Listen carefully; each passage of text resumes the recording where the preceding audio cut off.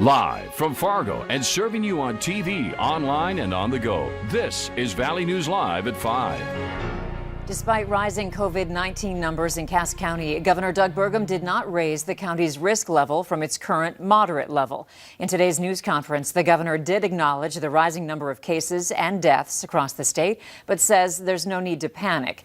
Valley News Team's Bailey Hurley is live in studio now with a breakdown of what the governor said. Bailey? Yeah, Andrea, in just the last 7 days, North Dakota has seen 54 deaths due to COVID-19 and over 3,000 new cases. And right out of the gate this morning, Governor Burgum acknowledged North Dakota's recent national media attention, including an article by the New York Times released Wednesday, criticizing both state and health officials' response to the recent COVID-19 surge, which has put North Dakota as the second worst state for COVID-19 cases per capita. But Governor Burgum assured North Dakotans the high amount of cases is solely due to more testing. As we test students, as we test healthcare workers weekly, we test in long-term care weekly. We know that we're identifying more pre-symptomatic and more asymptomatic cases in North Dakota, but this early identification helps us slow the spread, even as it does drive up our cases. Now, Sanford Health's Bismarck president, Dr. LeBeau, went on to confirm North Dakota's hospitals are at high capacity, but says healthcare providers are prepared and feel good about where they're at, emphasizing only 10% of hospitalizations in the state are due to COVID-19, reminding North Dakotans there are, quote, a lot more health conditions happening in the state than just COVID. What we're dealing with today is still a backlog from deferral of health care for 2 months. During COVID times, breast cancer detection rates were about 20 to 25%. Vaccination rates have dipped dramatically. There's long-term consequences of that. Now, as for what's next in the state, Governor Burgum hinted changes might be coming to those in the personal care business, saying earlier concerns about how likely you are to contract the virus at a place like a salon is now being put in question by new research. So there may be some things coming where we would be less restrictive on some activities if we've got appropriate masking.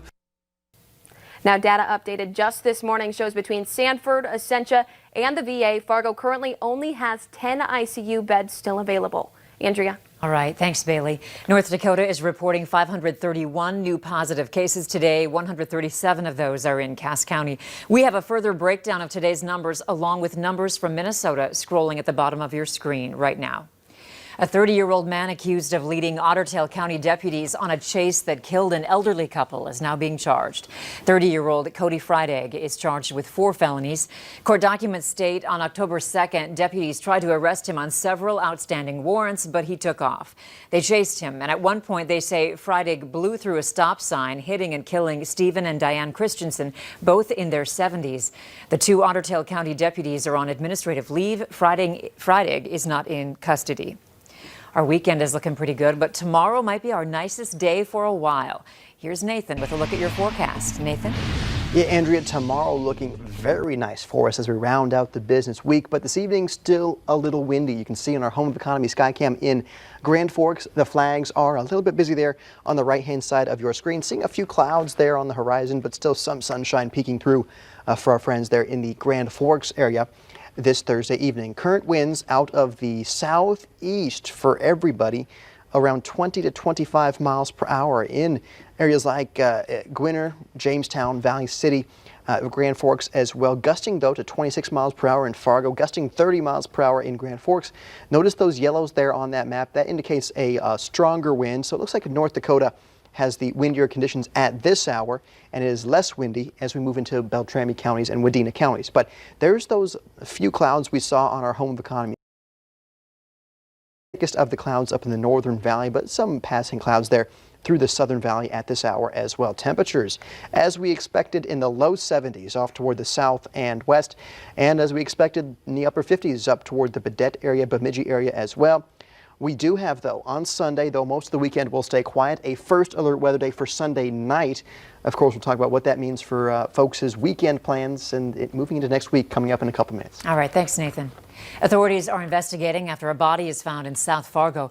The call came in around 9 last night behind M&H off of Main Street for a disturbance. When officers arrived, they found the caller, who says a few people had been hanging out nearby in the alleyway of the 1500 block of First Avenue South. Officers noticed a man laying on the ground, not moving. They started life-saving measures, and the man was taken to a hospital where he was pronounced dead. At this time, the death does not appear to be suspicious.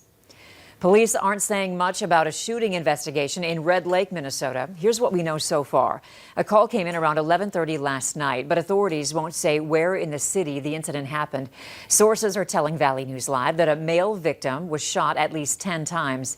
The department says the investigation is in the early stages and could not tell us the victim's condition or any other information. Investigators are trying to figure out what caused a fire that left residents of 2 duplex units without a place to stay last night. Just before 8, crews were called to the 1900 block of 23rd Avenue South near Red River High School. They found flames and smoke coming from the roof of a garage. Both duplex units have smoke damage. House Speaker Nancy Pelosi is digging in on a coronavirus relief bill, even after the president announced he's walking away from negotiations. She invited New Jersey Congressman Frank Pallone to her briefing this morning. Both say they want the president to reopen talks. They're also asking about the president's own case of COVID-19 and his handling of the national crisis. The plan isn't for the president to say that he's a perfect physical specimen. Did he say specimen? Maybe I could agree with that. And young. He said he was young. His disassociation from reality would be funny if it weren't so deadly. Speaker Pelosi was asked more than once about the 25th Amendment. She said she would address that issue tomorrow. The 25th Amendment outlines where the presidential duties fall in the event that the president is unable to serve. Essentia Health wants to make sure its patients get in for a mammogram, and it's offering more openings this month to make that happen. The additional slots are outside of normal hours and available on Saturday, October 17th. Doctors point out a regular mammogram can help detect breast cancer before you have any symptoms. If it's caught early, it's easier to treat. Women with an average risk of developing breast cancer get a yearly mammogram beginning at age 40. You can call the number on our screen to set up an appointment. Jacob Blake, the man who was shot by a Wisconsin police officer 6 weeks ago, is now out of the hospital. His attorney says Blake is now at a rehab center in Illinois. Blake's uncle told the Associated Press his nephew appears to be improving. The 29-year-old was paralyzed from the waist down after he was shot 7 times in the back by Officer Rustin Shesky, who has not been charged in the shooting. A massive fire ripped through a 33-story apartment building in South Korea this evening. The fire started on the 12th floor of the high-rise and spread quickly thanks to the wind. Amateur video shows slabs of concrete falling off the building and crashing to the street below. The building has 136 apartments. So far, there are no reports of casualties. A lot of families are adapting for the upcoming holidays, so one big box retailer is too. That's next on Valley News Live at 5. And temperatures will stay mild for us for this evening, only cooling into the upper 50s in Fargo with that south wind around 10 to 15 miles per hour continuing there after the sunset hour. And then in Grand Forks, cooling also into those mid 50s. So a mild night in store for us and a warm day ahead. We'll break down your forecast next.